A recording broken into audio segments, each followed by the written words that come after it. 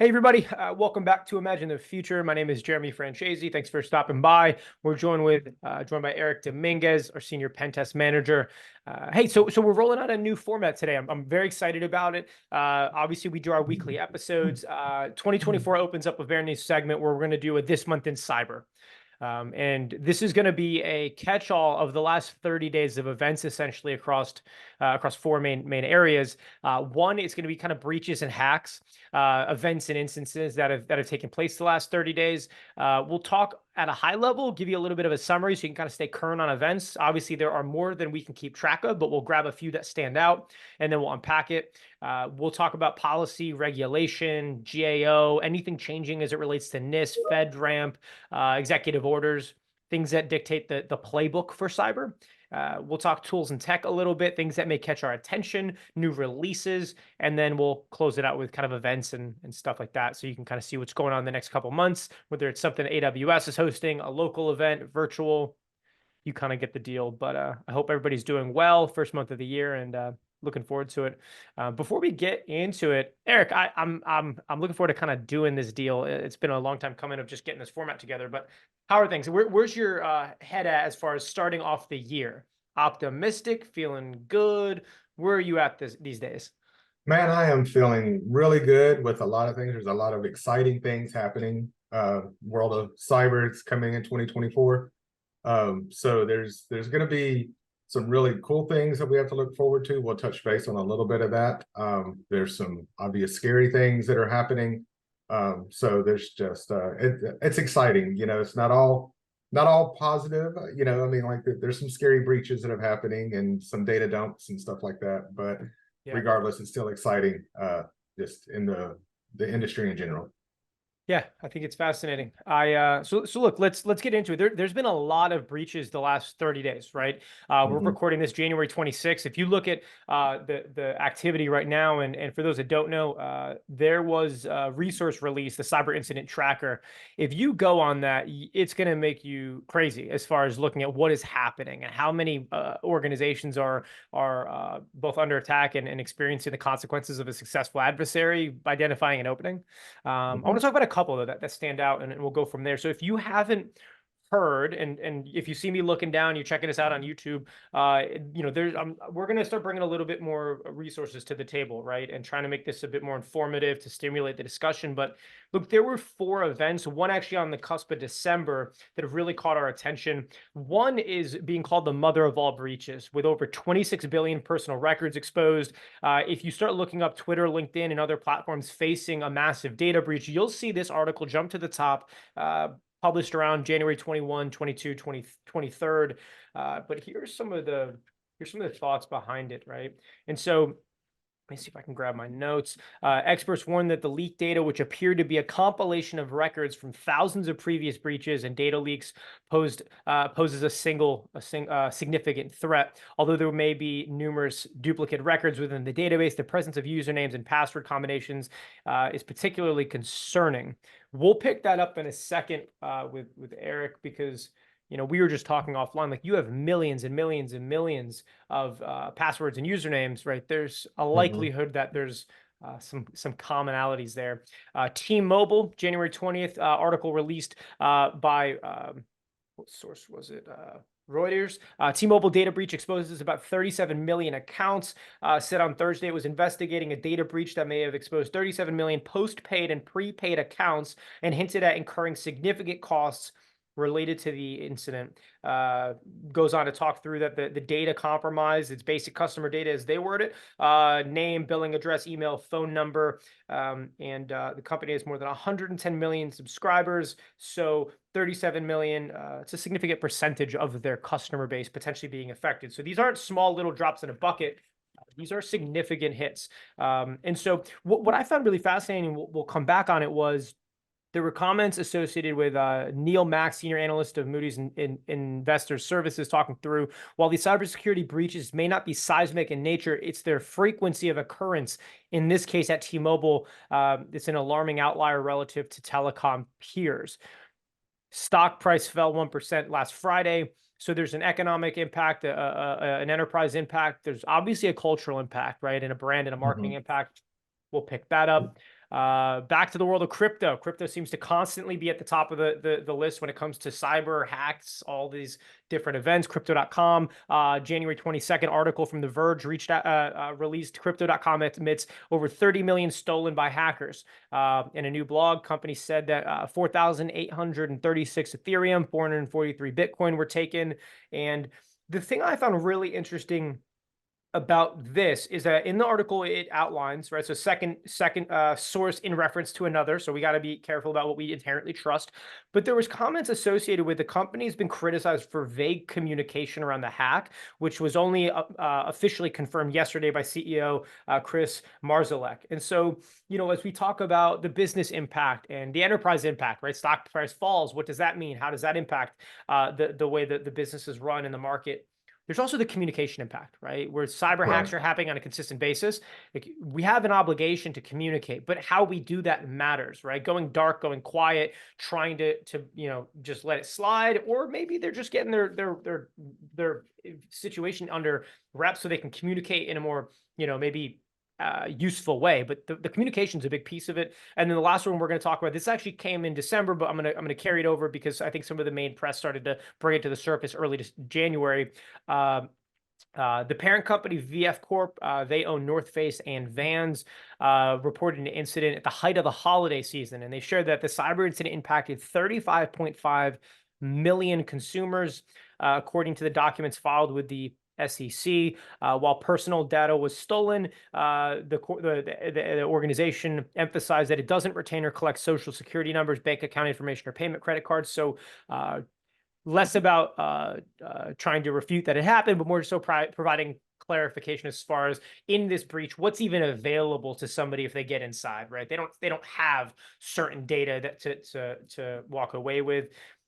But look, I mean, whether it's the you know, VF Corp, whether it's crypto.com, whether it's T-Mobile, whether it's this you know, amalgamation of these large social networking organizations, there are very, very large numbers being thrown around, from 35 million to, you know, what was this mother of all 26 billion personal records. Eric, what comes to mind when you think through, you know, this significant amount of data and maybe what might not be as obvious on the surface?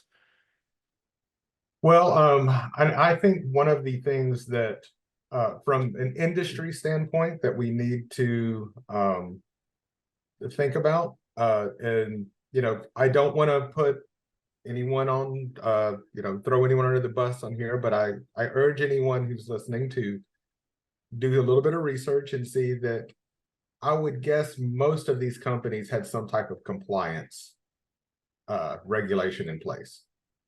So, you know, the very first and foremost to think about when you're talking about, you know, companies of this size, this magnitude, you know, these are not little mom and pop shops that are getting hit. You know, these are companies that have millions of dollars in budget for security. They have gone through all of this compliance regulations and they're still getting hit. You know, compliance does not mean that you are secure. Compliance is the absolute bare minimum for anyone. So any leadership out there that's listening, do not think that because you have your PCI stamp, your FedRAMP stamp, what have you, that you're immune to being compromised. It's just not the case, you know. And even more so now because, you know, yeah, these breaches and everything, people may think about this as, you know, all right, well, I have credit monitoring, so I'm not going to worry about it, you know. You'll go on, check on one of those websites, you know, haveibeenpwned.com, and you'll see, you know, oh, my email address is not listed in there. I'm in the clear. I'm good to go. But what the bad guys do is they get these lists and everything, they compile them, and then they use them to crack for their passwords. Like, there are, statistically speaking, out of 12 billion records, someone having the same password is almost 100%. Right. You know, people generally use words and letter combinations when they're doing their password. You know, they're not just doing random strings of mumbo jumbo stuff. And so now the bad guy can steal another list of, they compromise another organization, just get the hashes from the passwords, but because of that list, they can crack the password. So, which is why it is essential with, especially with this many records, enable multi-factor authentication and change your password to where it is potentially not in that list. Don't reuse one. There's a lot that's coming down the pipe on that could happen, and this is a major one. I mean, that many records is astronomical. It's getting to the point where I feel like we're all especially if you're not in cyber, you almost get numb to it. Yeah, somebody got breached, somebody got hacked. Let's call it what it is. What's the difference between 35 million and $1 billion to somebody that doesn't know what's actually going on? Zero. Right. Yeah. I mean, like at that point, you just get into the pure numbers game of how many that is, and a lot of people just can't wrap their head around the difference between million and billion. Bingo. So look, what I'm curious about right now is when I hear these problems, we're a services company, right? But you think about the product marketplace. There is an economy built on selling product to companies that have a pain point or a trigger event that says, oh, they're a fit for this, right?Maybe they need a better continuous monitoring and diagnostics solution. Maybe they need better visibility into their environment. Maybe they need a new SIM tool, whatever it may be. There is, to the nth degree, there are unlimited solutions and the category is only expanding. But, is buying a solution or buying a product, or is that always the right choice? Let me rephrase that. Is it the right response to, these types of incidents where you're saying, man, we got another breach, we got another incident? Like, do you find that it's a tool that is missing more often than not, or is it a culture? Is it a mindset, an enterprise? It's a business strategy. The philosophy on how to do this is needing to be changed at the stakeholder level so that it can be driven throughout the organization, where they're accountable to different responsibilities. They are focusing on different initiatives. They're allocating resources in a different way. Like, what's your take? Is it we're missing a solution to solve it? Is it a cultural thing? Is it a mindset thing where it's like we have the wrong strategy in place with respect to cyber? I think it's a combination of mindset and culture. A lot of companies out there, and trust, we deal with these organizations on a daily basis, to where the only thing that they want is a squeaky clean report when they get their assessment done. All right. And I don't want to, obviously not going to name any names or anything like that, but that is the worst thing you can have when you're getting an assessment done, is a squeaky clean report, because that means you're not growing, you're not finding the vulnerabilities. And a lot of organizations will do things, water down the scope, reduce the scope, put in they have a list of I guess working vulnerabilities, that just they're willing to accepted risk type stuff, that's longer than the things that they fixed. And that's what the bad guys live for. I mean, that's what all of these organizations are targets of opportunity. Like the bad guys are casting out wide nets, seeing who hits. And so, what you need to do to fix this is, sure, you can buy a tool, but it's not just the tool. The tool has to be tuned for your environment. There's no two environments identical. And if the tool is not tuned, I don't personally know of one that you can put into environment, turn on, and it just be working flawlessly. Yeah.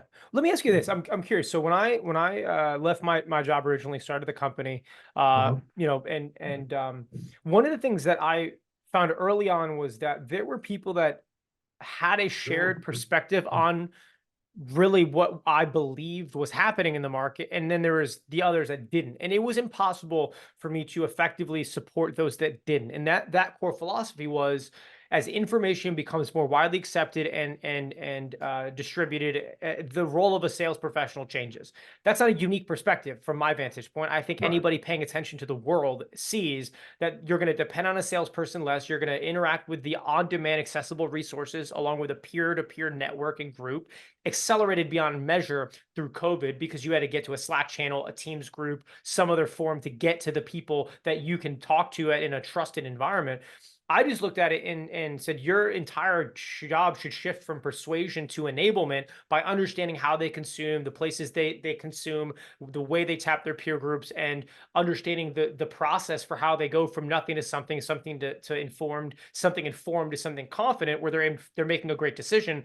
And if you give them the right information consistently in the right formats, and you have something that actually solves the problem that they're trying to solve, then they can get where they need to go. You don't need to persuade them. You might have to help with time management, but at the end of the day, it was a shift in mindset at the enterprise level. Was, you don't need to just bully people into buying something. It's an enablement process. If they're not Right. aware of a problem, then yes, you need to inform them so that they're aware of a problem. But everything else was it was an entire shift in how they were focusing and the role sales and marketing was playing. And I think today that's playing out beyond measure. I mean, it's pretty clear that people are going to go listen to a podcast. They're going to go to a group. They're going to tap their fellow CISO or CIO or manager at X company and say, hey, what'd you guys do to solve this problem? They're not just blindly signing up for 16 demos and then blindly buying something after talking to a salesperson. Right. But my point is, I had to realize that I can't help everybody, because you have to have some alignment of vision from an enterprise and a corporate strategy standpoint to say, I agree that the world is changing. These are very, very large companies. T-Mobile, Twitter, right? LinkedIn, VF, these are huge enterprises. You can't Mhm. you can't K-turn the Titanic, right? Like, at some point you have to make a small gradual adjustment over a long sustained period of time to affect the change you want. But when it's at the strategy level, it feeds the culture. Uh-huh. I'm just curious your take on nothing happens overnight. Have you found anything to be helpful in those companies that maybe they can't get out of that rut of, like, it's a compliance first approach? They know they're not secure. Like, somebody listening to this knows they're not secure, but compliance is the thing that keeps them in their job. It checks the Yeah. box. Like, how does that person in that role that knows they need to be on in a different they need to operate in a different way. They need to lead in a different way, but they just don't know how to build consensus in the org. I'm just curious your take on, like, how do you make that change gradually at an organization? Or does it take these big breaches to be like, look, we have a problem? Like, I'm just curious your take, Yeah, the main thing that I have because seen, it's so obviously, hard. right. The top one is just going to get stakeholder buy-in. Once you get management buy-in on that, that's where, they're willing to write the check. You know, but I don't want to leave it at willing to write the check, because there's uh a lot of those situations to where it's not money that, like, you don't have to have an expensive type of engagement. You need to have a configuration management. You need to have that culture of not having 100% workflow just nonstop, where you're trying to pump out 110% of efficiency. Take your time, slow down, make sure that you're doing things the right way. um and then but like I said, all of that comes from the culture, management buy-in, because at the end of the day, it's a leadership that's going to say, we need you to speed things up. When you go fast, you make mistakes. When you forget to change a password, you forget to do XYZ, you forget to flip this switch off. And that's where those breaches come into play. Yeah, it might be that one person in X department, I can't say X anymore, I guess it's an XYZ department might click and let the bad guy in the door. Yeah. But in order to, like, to steal 20 million or 35 million, credentials and things like that, you have to have pretty high privileges inside of that organization. So that means that that bad guy got in, but then was able to pivot around. He was able to steal passwords, steal credentials, worm his way all the way through, and then exfiltrate that much data. Right. That is not a single point of failure on any of these breaches. It's also time. Like it takes Yeah, time to get in there and obtain all of that. So it begs the question on what's your incident response process look like, right? exactly. A month or so ago, you and I were sitting here talking about FEMA and CISA's joint incident response plan, trying to standardize the process so that there's a more consistent, predictable, reliable way of saying what is the right way to handle a response. And obviously that translates to natural disasters as well as a bunch of other subsets and categories associated with cyber. But it was that same thing, right? To 35.5 million records at T-Mobile. I think it was the T-Mobile article. 37 million at T-Mobile. Like that takes time. You don't get in 5 minutes inside of a system, inside of a network, and then walk out with that unless you are crazy talented. So it does beg the question of what's your response time look like? What visibility do you have in your environments? And also why when you're just trying to get a squeaky clean pen test report, you're just asking for a larger consequence. Right. So what's worse, having a report that proves that you don't have the posture you think you have, or having to actually increase your customer acquisition costs by maybe 30%, because now you have to try to convince your customers that they can trust you. Yeah. So what's more expensive, hiring the cybersecurity firm to actually do the work that you know is needed, or for the next 3 years, you have to overinvest in marketing, acquisition, the lifetime value goes down because they don't trust you as much, right? And your wages are going up, your operating costs are going up, your net margins are going down. Though and I think that's the main thing that I want to hit on here as well. We talk about the cyber impact. We need to start looking at this from the business impact. Cyber impacts the business. I think Tom Shakeweiler said this so well in our CTF event that we hosted. And he was talking to an audience that's probably 70, 80 folks, including students as well as attendees. And he was talking about, as a young emerging leader in cyber, whether you're a freshman in college or you're in grad school or you're active in the field, don't lose sight of the fact that cyber is not about IT. It's about the business. If you're doing cyber for a hospital, it's not about the IT of the hospital. It's about never let that hospital stop being able to deliver care. Right. So if you're T-Mobile, you're in North Face, you're in one of these organizations, yes, the IT is a factor, but it's the business impact, because now every other department has to handle the collateral damage associated with a lack of trust or reduced trust, and all of the other factors at play, right? Maybe you have to invest in a better security process, but it's not about buying a tool. It starts with it starts with the culture at the top. It starts with the corporate and the business strategy.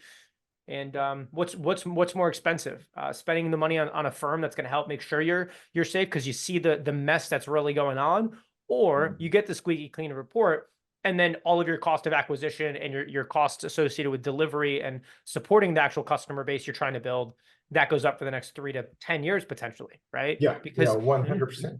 how long does it take to lose trust? 1 second. How long does it take to build it? Probably the entire life of the company. Yeah, absolutely. Yeah, because from a cyber perspective, you can just say the names of companies and you say Home Depot, that's what we're referring to. That's what happens. And look, while we're talking a lot of commercial, the public sector is no different, right? OPM is synonymous right now, unfortunately, right? There's certain agencies, and here's the thing: those agencies right now are probably doing a phenomenal job post-response, but it's hard to get it out of your brain. It's hard to get it out of your brain of like that happened. And we have agencies, whether it's, a CMS where 160 million Americans through their various programs rely on CMS. You start to see all of these different agencies. They're supporting so much information. I had a coffee meeting today with somebody that was at USAID, and she'll actually, hopefully we'll get her on the podcast, but she was talking about like what they don't see is like, it's a data company. USAID is a data organization. They have so much information about so many different parts of the world that that's really important to think about. But if you don't operate with the mindset of we are a data enterprise or a data enabled enterprise, then it's always going to be about IT. It's always going to be about compliance. It's never going to be about security, to your point. All right, I want to move on to the next segment. Anything else you wanted to add on the breaches side of things? Nope, that's the main thing is just, anyone out there, change your password now and enable two-factor authentication. With that many Yep, out there, and then the influx of cloud-based computing, bad guys are going to be able to break passwords fairly quick for definitely. coming up. Alrighty, you heard it first. Hey, let's talk policy regulation. There's two things I want to talk about. One is a GAO report, and the other is Eric. You want to talk through a little bit of the awaiting and the new pen test guidelines, and so we'll talk about why that's so important. Let me summarize, and actually, depending on we're still kind of working out the process here, I might screen share and show you what we're cooking on. Okay. And so GAO did a study. This was dropped in January. It was dropped this month. And so look, this is about FedRAMP. And so the GAO report was federal authorization program usage increasing, but challenges need to be fully addressed. So this summary is going to be about the GAO report, why they did it. It was provisioned in 2023 to basically review the status of the FedRAMP program. But GAO was looking at three specific objectives. They were looking at one, the frequency and types of services agencies have used under FedRAMP. Two, they were looking at the amount of cost incurred by selected agencies and CSPs in pursuing FedRAMP authorizations. And three, the key challenges select agencies and CSPs face in the authorization process to determine to what extent GSA and OMB have to take action to address them, right? It's a check-in, right? It's a physical. You go to the doctor every year, take a look at how you're doing to see if it's working, if it's not, what the levels look like. That's what this is, right? And so if we take a step back and remember, right, OMB established the FedRAMP program in 2011. It's not new, okay? Managed by GSA, FedRAMP aims to ensure that cloud services have adequate information security while also reducing operational cost. To accomplish this goal, FedRAMP established the standardized processes for authorizing CSP cloud service providers. Okay, so just framing around the conversation, there were 6 key takeaways that this review brought to light. Okay. One was actually, and I'm going to see if I can just screen share this real quick because I think it'll help. Okay. And so my hope is everybody can see the screen. Okay. Let me zoom in here. Okay, this is what we're talking about. Key challenges faced by agencies, and obviously, look, this review, they took a set of agencies and providers, and they used that to conduct their analysis. So it's important to understand that this is a sample size, and they're using that sample size to extract some insights to inform some decision making around how they can improve the process. But it doesn't mean that 100% of people, agencies, and 100% of CSPs are experiencing this. It's a distillation of some of the common trends with their data set. Okay. But here's some of the challenges. Okay. Receiving timely responses from stakeholders. So what they're talking through, agencies and CSPs reported that they had issues with receiving timely responses from stakeholders. Okay. Communication. We just talked about that, right? Communication. The second piece, sponsoring CSPs that were not fully prepared. This is a big one. Agencies reported that CSPs did not fully understand the FedRAMP process and lacked complete documentation, right? This, and Eric, I'd love your take on this in a minute once we run through, but I infer this as we're rushing through trying to get to the business outcome of selling the product, and we're not looking at what it takes to get there, right? We're just trying to rush it through. Are we prepared to take on the process? That goes back to compliance. I just got to check the box to get back to business, or security, where you're understanding that if it's done right, it should be an enabler for business activity and growth. So we'll talk through that. Lack of sufficient resources. Agencies reported that they lack the resources, funding, staffing needed to sponsor an authorization. I think everybody's struggling with staffing, meeting FedRAMP technical and process requirements. Finding an agency sponsor. CSPs reported that finding an agency sponsor was difficult, and then engaging a third-party assessor. We are one of the 42 third-party assessors, give or take. I'm sure there may be a couple more that have trickled in there. CSPs reported that they faced issues, lack of consistency when engaging with organizations that were responsible for the process. So, couple things that I want to point out here, and then Eric, I want to unpack with you. One is when we talk about communication, when we talk about lack of resources, when we talk about finding an agency sponsor, finding a 3PAO, I hear that this is a people challenge. It's not a tech Yeah. challenge. I hear that this is about process. It's about interpersonal engagement. It's about program management of this process we have to execute. Are we prepared with a great timeline? Have we done adequate preparation? And it seems like there are challenges right now. Obviously, you're hands-on in a lot of this. Our practice is doing incredibly well right now. And I think a lot of it comes down to our ability to effectively meet customers where they are and ensure readiness so that when they start that FedRAMP process, they can have a great experience because there isn't this big start, stop, start, stop, start, stop, because it is hard to get to the starting line. I'm more curious at a high level, what comes to mind when you're checking this out? Like, does this, somebody that's in it every day, does it add up to you? Do you think there's something maybe you're seeing that they missed? Are there any of these that stand out more than others that you're seeing really press to the Right. top, top? I just love your thoughts in general on this because I think it's really fascinating and it feels very people centric, not technology centric. Yeah, I mean, there's a lot of these that we do deal with. Some we don't see, when it's talking about trying to find sponsorship and stuff like that. That's not something that I deal with on a daily basis. It's the CSP coming in with their contracts and everything. Um, Now the CSPs not fully understanding the FedRAMP process. That's one that's probably a big one that we see here, because when we go in to do a readiness assessment or we're doing the initial authorization and stuff like that, we see that a good amount of CSPs, and not all, but a good amount of them are not fully understanding what's going to be required, the amount of effort that it's going to take, the amount of resourcing that it's going to take just to get that initial ATO and then keep it throughout the year. Um, Now, in terms of receiving timely responses from stakeholders, that is something that we do see with a lot of organizations, and that is a culture type thing that I think that so many organizations are falling they're falling trap with, because they have, I guess, they are creating red tape where red tape doesn't need to be in a lot of instances.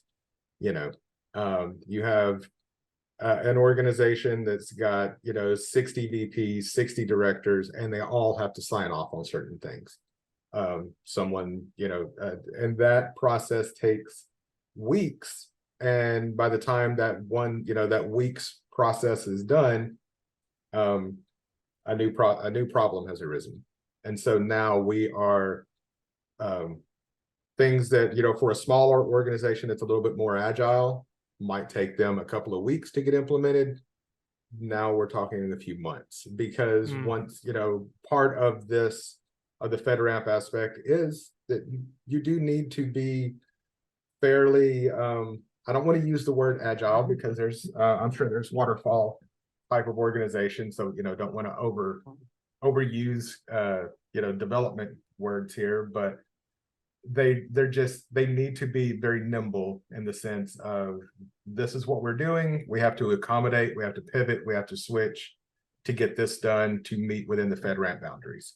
FedRAMP is very much you do it their way type things on a lot of stuff. Interesting.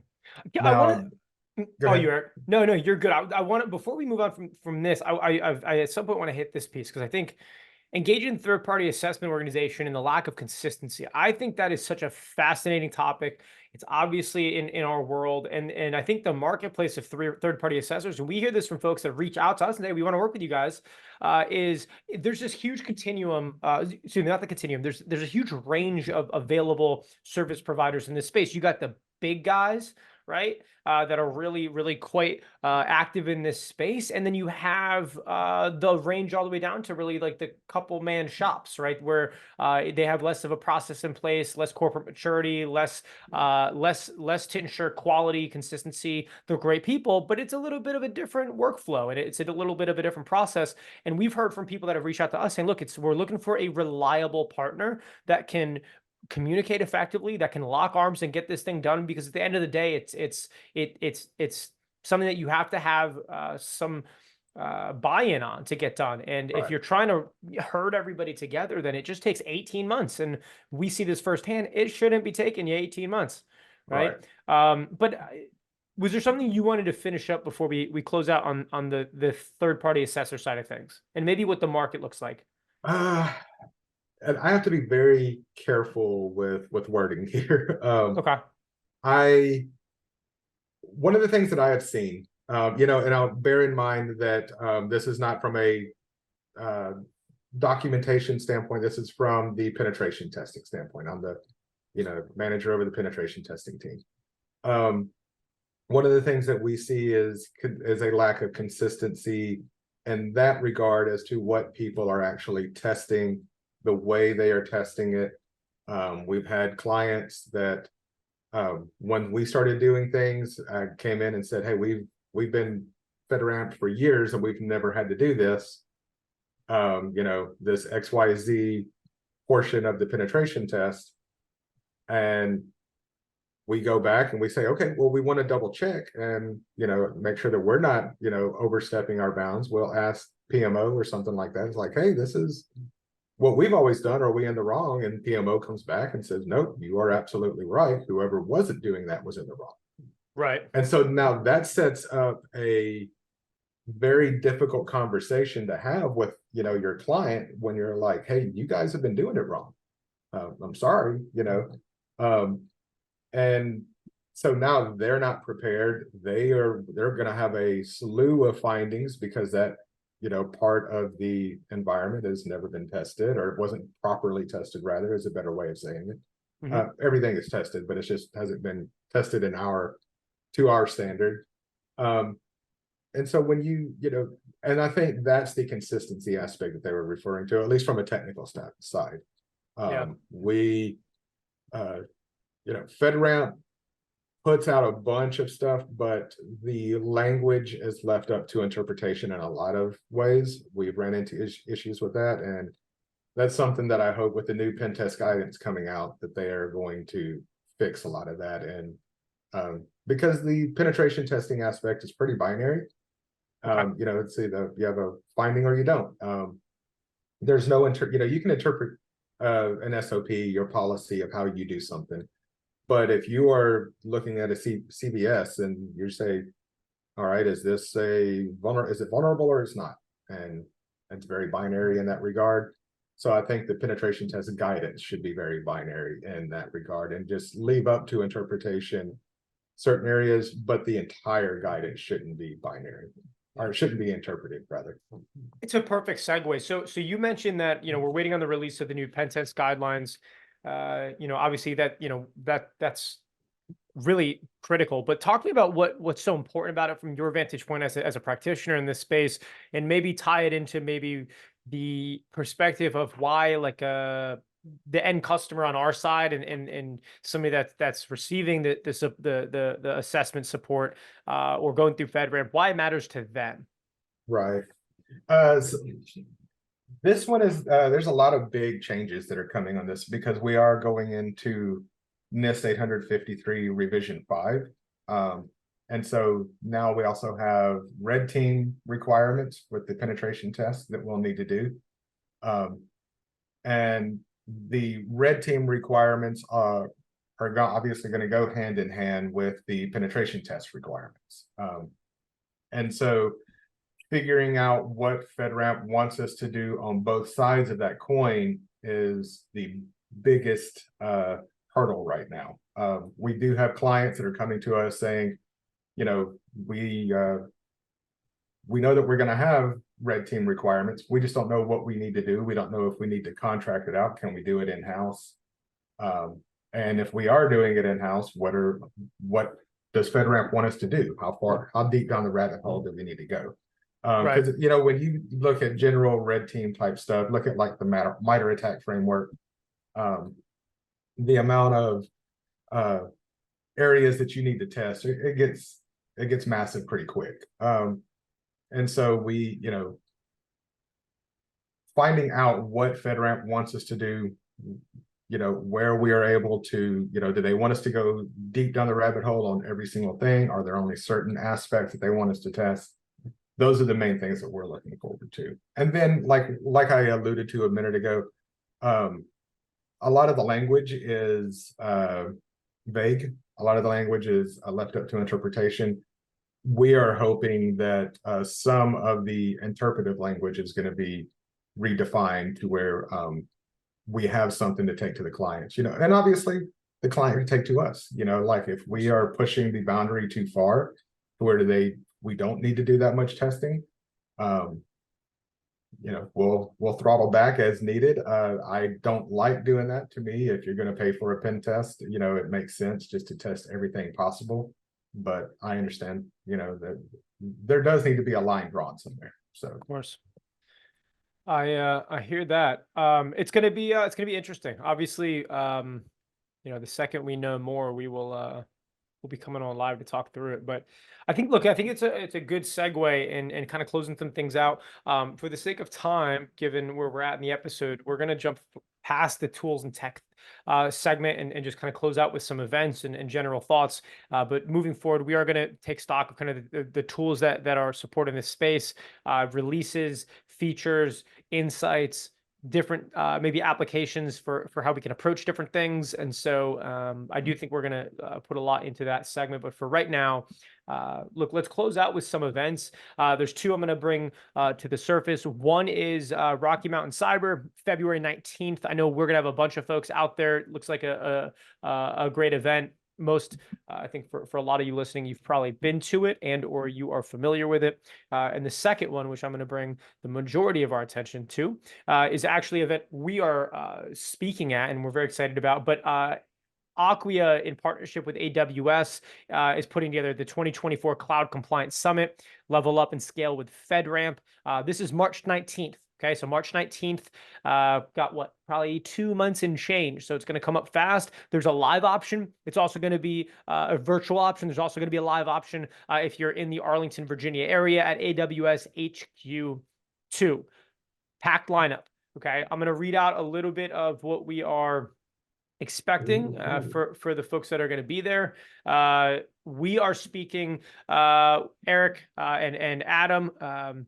And what we have right now, government side, it looks like James Saunders with OPM is speaking.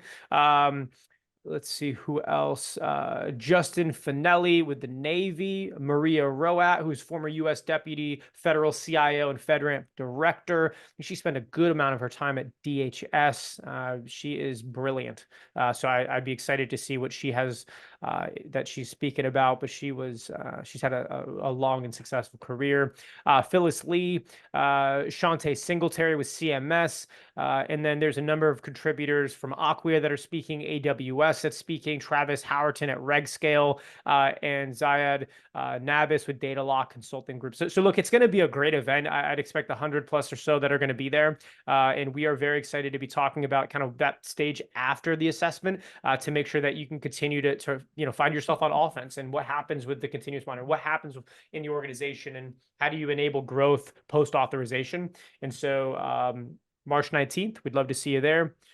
Look, a lot of activity. I would be stunned if we did this month in Cyber Recap, February through December, and didn't have a half a dozen hacks, incidences, data breaches to talk about. I'd be stunned if there weren't new events taking place, new releases. But I think the recurring trend, and I'll say it now, and we'll call back on it in a year from now, is it's all about a culture. The enterprise strategy that leadership has developed and installed into the emotional operating system of the business for how it's viewed in the business, compliance, security, investment in resources, investment in talent, relationship with third-party vendors. It is a corporate strategy problem most of the time. And then that flows into the purchasing behavior, into the performance tracking and attribution modeling associated with what is and is not being viewed. The report looking squeaky clean, we're actually getting the doctor that says, look, your heart rate's not great, your blood pressure's not great, but here's what we can do to fix it. Because if we don't look at the numbers, we can't do anything about it. And we have to be able to look through it with without, what's the saying? Without rose-colored glasses or something like that? Yeah, something like that. So look, Eric, any closing thoughts, things top of mind? Did I miss anything? Man, I don't think so. Like I said, I'm looking forward to this new format that we have coming out. It's going to be fun. There's some good conversations to be had. And I think that especially once we get the FedRAMP pen test guidance is released and everything, we're going to have a lot of good conversations about how to get better prepared for those types of penetration tests. I agree. And if you're listening and you're that person in the organization that knows something needs to change, but you don't know how to make that change because you got to turn the ship, we're talking to you in these conversations. Okay. We understand that you can't move, the entire thing all at once. What it takes is one champion internally to look at it and say, not doing something is not acceptable because the consequence of status quo is the trust of your customer. It is the safeguarding of your data, and it is the continuation of whatever the adversary wants to do once they have it, because once they have it, they have it. And so it takes one person in the organization to make that change. And we hope that you're locking arms with us and you can be that person. But that's what we got for now. So Eric Dominguez, good to see you. My name is Jeremy Francesi. Thank you for sticking around for Imagine the Future. This is episode, I don't know, like 35, 6, 7, something like that. We're cooking. And that's this month in cyber, January 2024. We'll be back with more very soon. You guys take care.